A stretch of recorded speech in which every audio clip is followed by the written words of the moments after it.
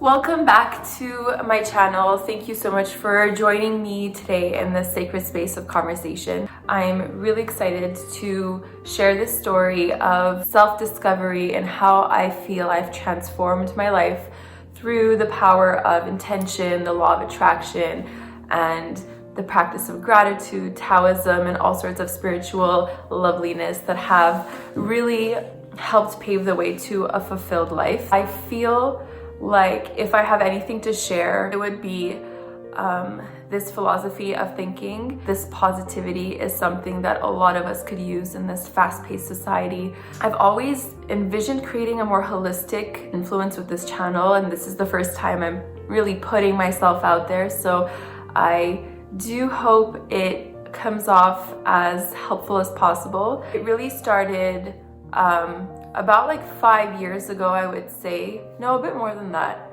I think it was 7 years ago when I first took my leap of faith, if I would put it that way.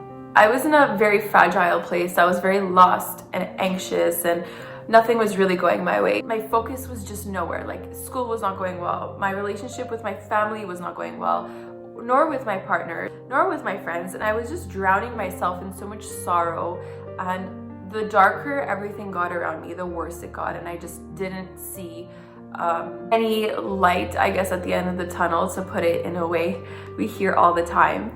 And in that path, I heard so much about yoga, and it wasn't as mainstream back then, but I had just started. So I started to do yoga, and then I met my guru, Dr. Bali, who is this kind and very wise 90-year-old man from India who was going to start offering a course to become a yoga instructor.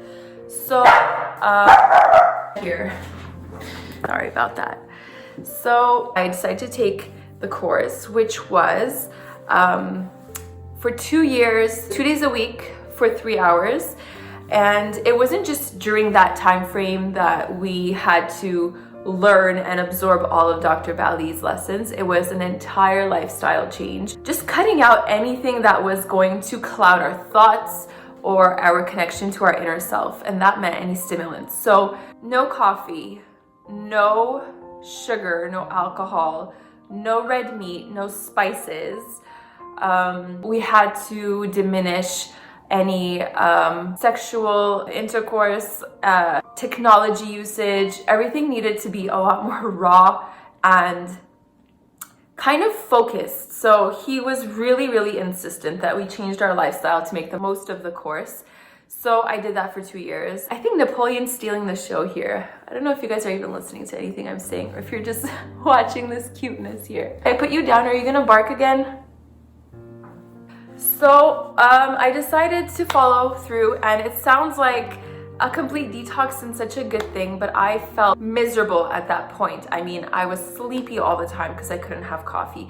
I gained so much weight because this whole vegan diet, when you're in a slump, you're not thinking of, let me maximize this experience, let me make the most out of it.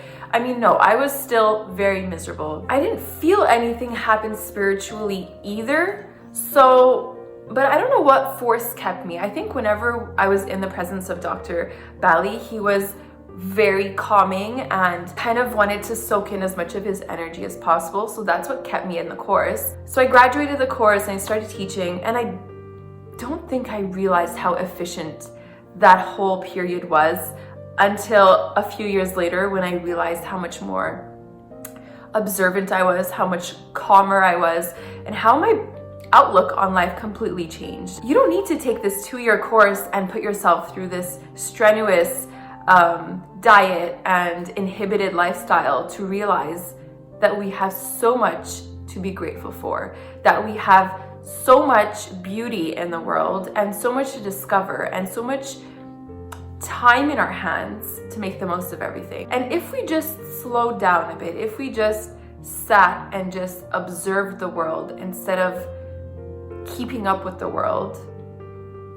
then we would have a chance to connect with ourselves. Humans tend to need something tangible to really understand. When you talk about spirituality and when you talk about energy, it's not something you can touch, feel, see, hear. It's something really out there that you have to imagine, truly believe in if you want to see any difference. What yoga does is put something tangible in front of you. You can feel it, you can touch it, you can see the difference. Visualize healing your body through these movements, through these breaths. Yes, throughout the course, I gained a lot of flexibility and wisdom, but now I've learned so much more that I use in my day-to-day, and I really want to share that with you all because I really think it will help everyone connect better to themselves, to their partners, to the world.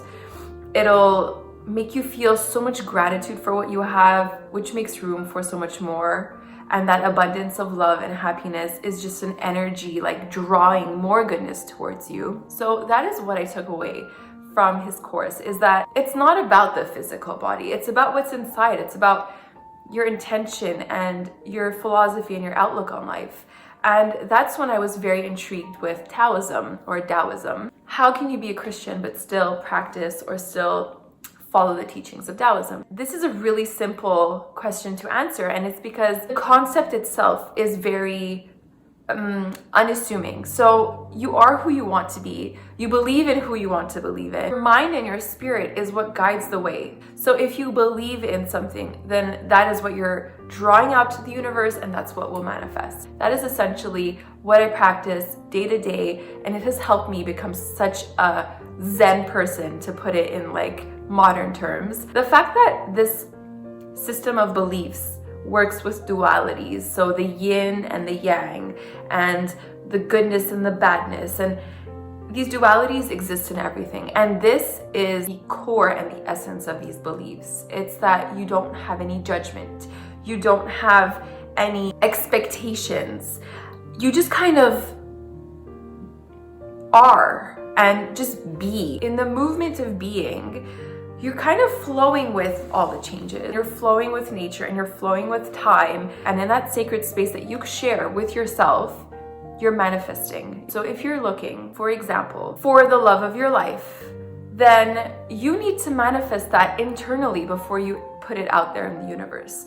You want to tell yourself, I deserve the love of my life. I want to live a life that I feel admired. I give myself the value before I ask another being to give me that value. And through intentions and through consciously asking the universe for the things you want most, you are attracting it. And that is the law of attraction. And I know that that is what has brought me so much of the goodness in my life. You have to have an open heart. You have to be kind. You have to be accepting. You have to have empathy. You have to feel for the world if you want goodness to come your way. If you have bad intentions, if you are unsatisfied and bitter and angry, then this will never happen. It won't come because inside you're not content. And the first step towards that is just to stop. To stop thinking, to stop being greedy, to stop feeling like the world owes you something or that you're entitled to something. I mean, we are all spiritual beings at the end of everything. We have something inside of us that makes us who we are. When you reach that step, seeing the world not like this, but like this, and when you see the world with your eyes open, you start observing things. It's telling yourself, hey, Teresa, you're alive in this moment. And the fact that you're here and you're sitting and you're surrounded and you're warm and you're loved, or whatever the case may be to count your blessings, you are alive. And this is a beautiful gift that is given to you. And you cannot take that for granted. When I first decided that I wanted to make this kind of videos on this channel and have a more holistic influence with the community, is I didn't want to sound preachy.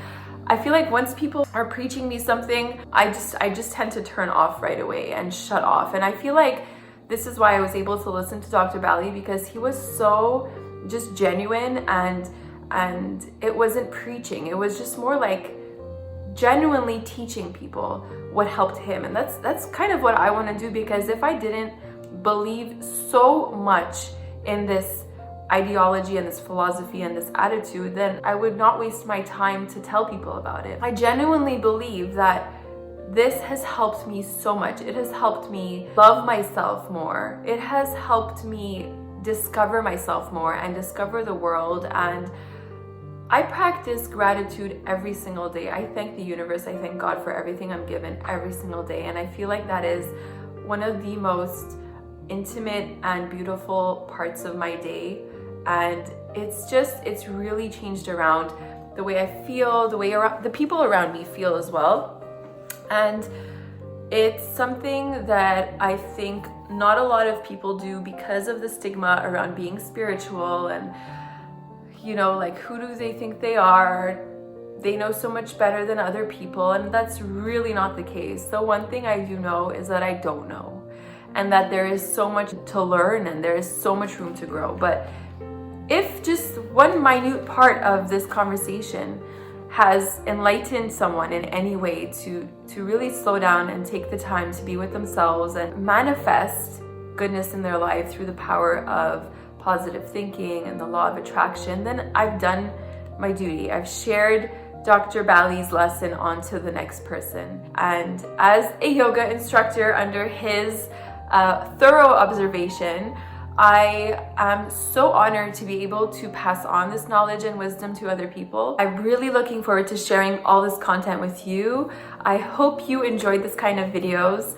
I'm really looking forward to getting on this new journey together. So like this video and subscribe, comment if there's anything that you want to learn more about. I am really open and really welcoming to invite you in the sacred space of conversation together.